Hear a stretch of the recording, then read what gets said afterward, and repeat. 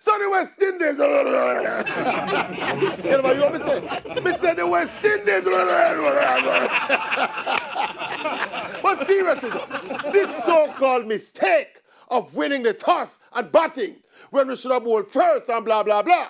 You know what I'm saying? The problem bigger than that though. If this was when West Indies was West Indies, there would be no question or hesitation in putting South Africa into bat and leg on the bad dog fast bowlers upon them. And therein lies our problem.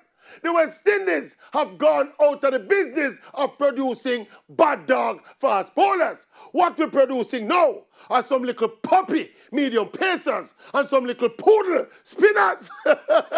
Those are who are dominating regional cricket and who the pitches, the coaches, and the captains in the region encourage.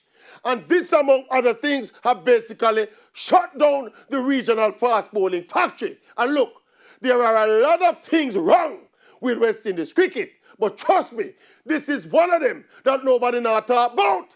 It is one of the biggest travesties and sellout of the legacy of West Indies cricket that was built on potent and aggressive fast bowling. South Africa come in our own backyard and carry some bigger, badder dog and let them go. And our little mongrel them and run up and down on a ball. See that? And that's how West Indies cricket reach at. And that's how the cricket reach at.